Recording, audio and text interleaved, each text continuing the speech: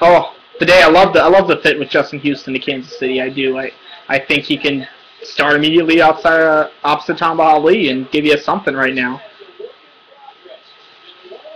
Double-digit stats for Brooks Reed next year. I wouldn't go quite that far. You got plenty of pass rushers in Houston. I'll bet you the Patriots are going to auction off one of these 3 third-rounders and try to do what they did last year and get a second. Oh, I think they'd love to get a second next year for one of them. They already got their first next year. Might as well just keep it going. And that thing is they don't lose a pick by doing that either. Steven, wow. Ridley and Vereen.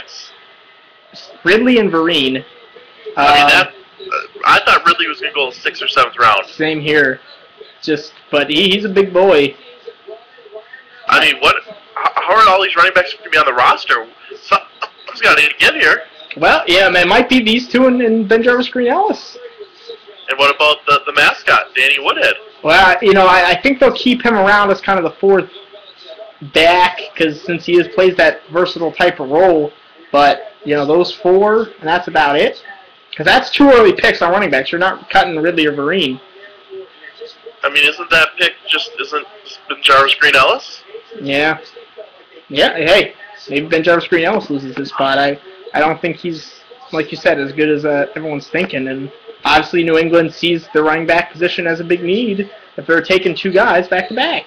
That's probably the biggest surprise / reach of the night. Yeah. And you know what, Ridley, I'll go Jonas Mouton, but...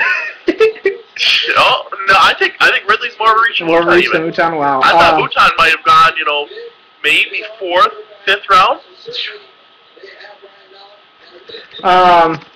Yeah, maybe some slice of hope for Mouton, but Ridley, the thing is, Ridley and Vereen are nice compliments, and with Thomas off the board, you may not just have that bigger, put his head down and bull forward type of back. There's some bigger backs out there, but not guys that play like guys like Ridley and Daniel Thomas do. So maybe that's why they took him this early.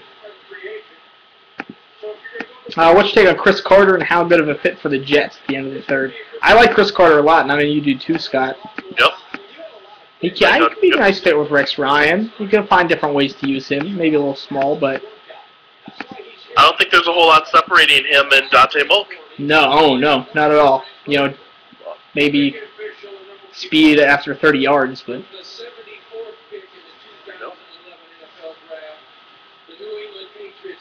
Oh, called it! Wow. Told you. Wow. The Patriots select Ryan Mallett. I like it, I'm telling you. It's a low investment, potential for a huge return. It is. And if Brady goes down again, then you're not going to have to worry. You definitely don't have to start from day one. Man, Tom Brady's going to teach him what it's like to be a pro. Teach him what it's like to party in New England. He can go out with Tom and Giselle. Oh yeah, right. He'll be the 3rd wheel. He's going to be hitting on Tom's old lady. Look, the value's good. It's one of the most important positions in the NFL. Like you said, the investment is small, big return, but if I'm Tom Brady, if you're Tom Brady, how do you feel about this pick? Oh, Tom Brady's not threatened. I'm not saying Tom Brady's threatened, but when you have the potential to help your team immediately and they draft you a backup quarterback. Like I said, they have so many picks, they're going to get one of everything eventually here. But then this isn't helping Tom Brady win a Super Bowl, is my point. If Tom Brady wants to win another Super Bowl, then get him more players to win a Super Bowl. Dwayne Mallett's going to help you with that.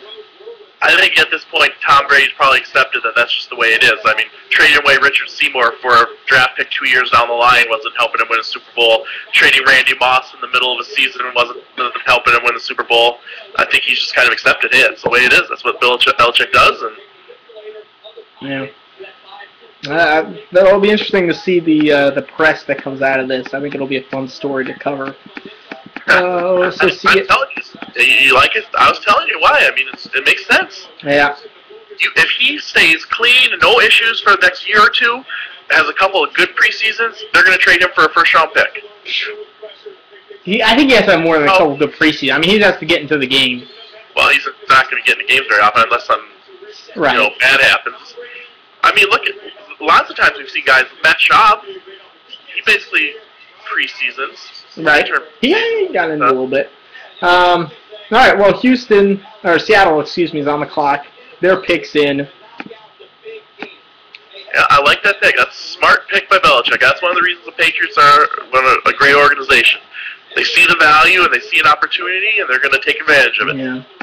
Well, Seattle's gotten Carpenter, and then they traded down. I like Alan Bailey here myself for them. Yeah, I'm trying to think what they... They got Carpenter, and that's it so far. Oh, okay. So... Yeah, they definitely need D-line help. They need a corner. Yeah, they could use a corner. Johnny Patrick's still on the board. Yeah, lots of these corners, I think, still on the board.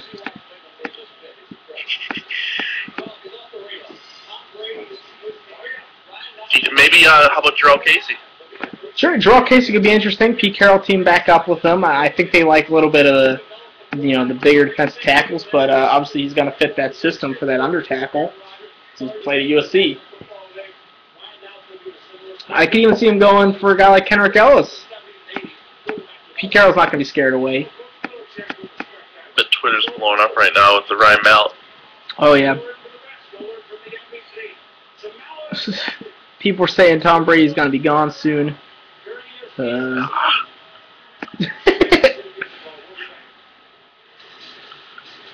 and another good point is Ryan Mallett needs good pass protection. You're going to get that in New England. Yep. And I mean, like, he's going to a strong, stable organization with good leadership, a strong front office and coaching staff. I mean, it's a great situation for Ryan Mallett to get his career on track and alleviate these concerns people have about him. Yeah. I'm sure he's not very happy. I'm sure because he's going to have to take it slow. He's not going to be playing anytime soon. But he needs to accept the situation he's in and make the most of it. Yeah, definitely see John Moffitt to Seattle. So another offensive lineman. List him as a guard. He can play center. Yep. Him and Carpenter. And they really needed to address that interior line badly. So that's, I mean, their first-round pick last year, first-round pick this year, and now their second pick this year, all offensive linemen.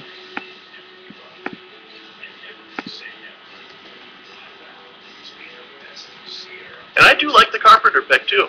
I do, too. I think it's one that people are knocking a lot because they don't know him, but honestly, I think the Steelers would have taken him if he would have been there at 31.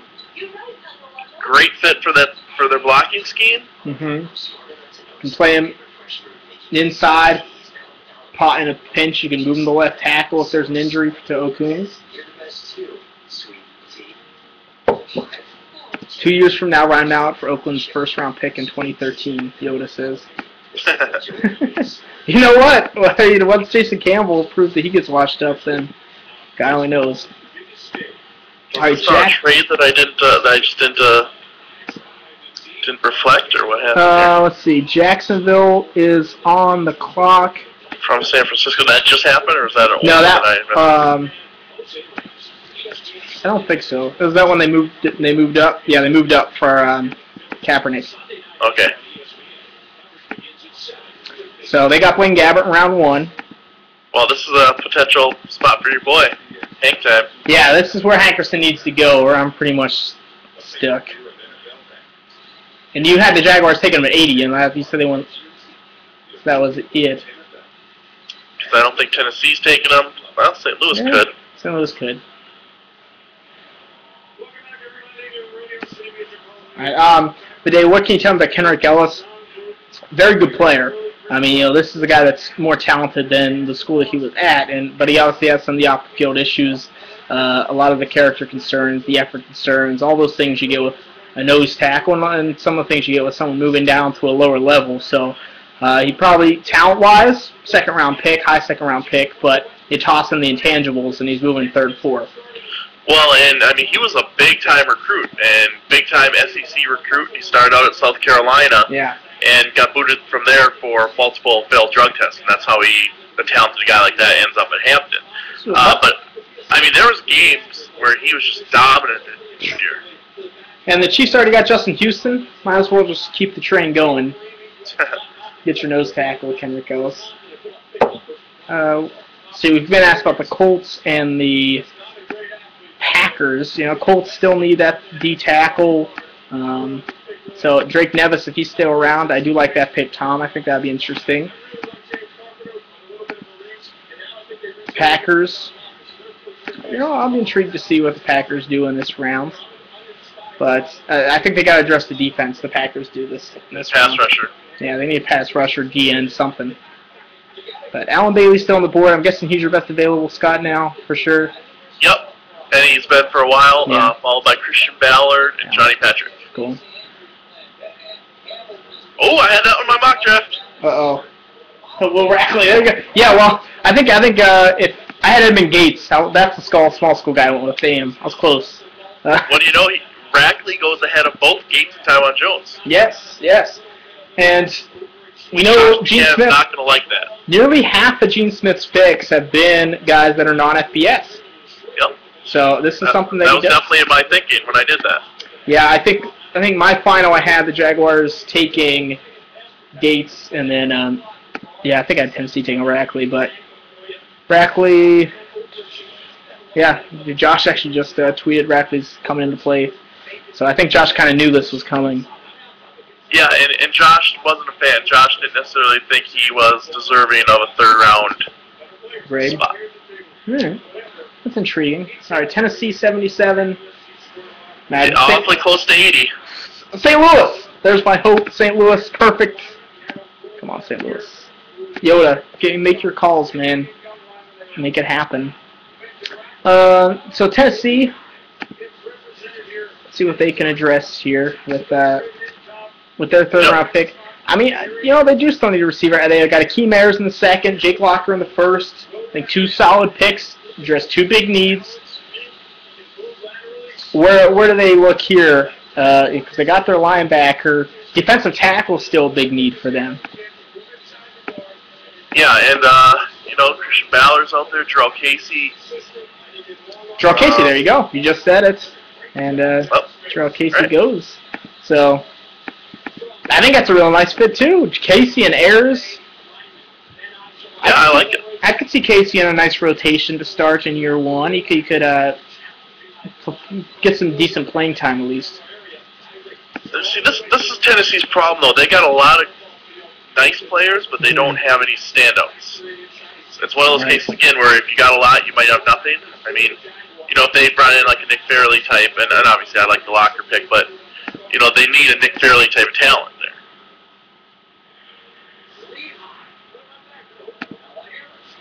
This might be it for you, huh? You got like two chances. Here in Jacksonville. Here in Jacksonville. That's it. Here in Jacksonville, and then we're kind of done.